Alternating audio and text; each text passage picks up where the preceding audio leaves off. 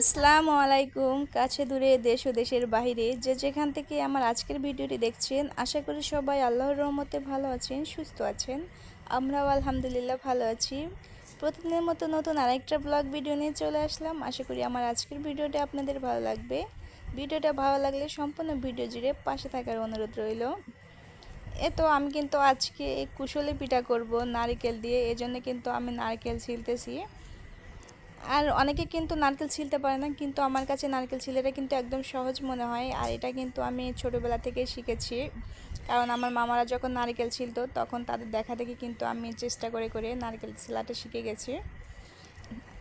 আর এই নারকেলটা যেহেতু পাকা আর একটু শক্ত ছিল, তাই এখানে একটু শক্তি লাগছে, কিন্তু তারপরে কিন্তু কোনো ব্যাপার না। নারকেল ছিলা কিন্তু আমার কাছে একদম সহজ মনে হয়। আর এভাবে নারকেল কিন্তু যে কেউ ছিলতে পারবে।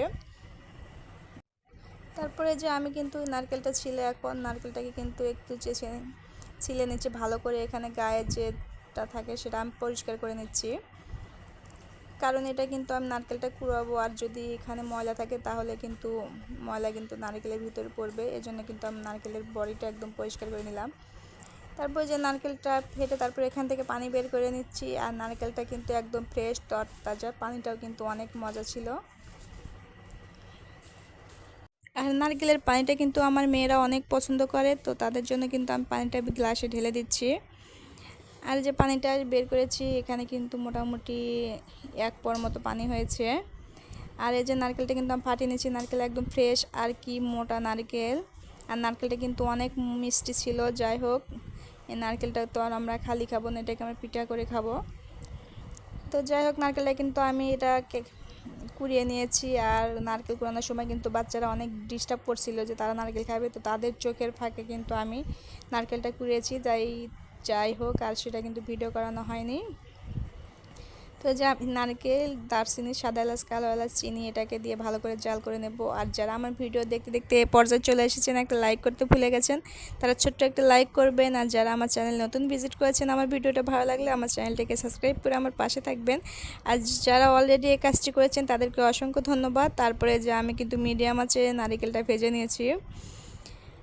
আর এখন আমি চুলায় আটা দিয়ে এটাকে আমি একটা কাওয়া করে নিয়েছি। যাই হোক, আমি কিন্তু চাউলের গুঁড়া ব্যবহার করিনি, এখানে আমি ময়দাটা ব্যবহার করেছি। চাউলের গুঁড়াও কিন্তু ব্যবহার করা যায়। আর চাউলের গুঁড়ার পিঠাটা কিন্তু শক্ত হয়ে যায়, আর ময়দা দিয়ে পিঠাটা করলে, আটা দিয়ে আর কি, পিঠাটা নরম থাকে, আর পিঠাটা কিন্তু ডিজাইনও করা যায়। আর চাউলের গুঁড়া দিয়ে কিন্তু সেটা একটু ফেটে যায়। যাই হোক, এজন্য কিন্তু আমি আটা দিয়েই করেছি। তো যাই হোক, আমি রুটি করে তারপরে একটা গ্লাসের মাপে এটা কেটে নিয়েছি, নিয়ে তারপরে এখানে নারকেলটা দিয়ে এভাবে পিঠাটা বানিয়েছি। আর পিঠাটা কিন্তু মাশাআল্লাহ অনেক সুন্দর ছিল, খেতেও কিন্তু অনেক মজা ছিল। তো আমি এখন কড়াইতে তেল দিয়ে এটাকে কিন্তু এখন ভেজে নেব। আর চুলার আঁচটা কিন্তু মিডিয়ামে রাখতে হবে। আর আমি কিন্তু মাটির চুলায় রান্না করতেছি এখানে।